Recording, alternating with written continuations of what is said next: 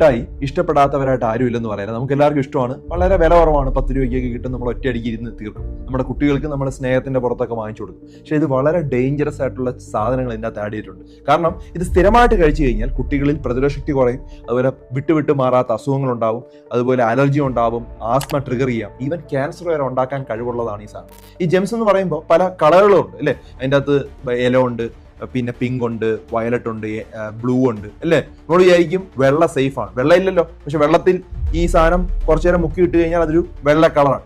ഈ വെള്ള വരെ പ്രശ്നമാണ്. വെള്ള എന്ന് പറഞ്ഞാൽ ശരിക്കും ടൈറ്റാനിയം ഡയോക്സൈഡ് E171 എന്നുള്ളൊരു സാധനമാണ് ഈ വെള്ള.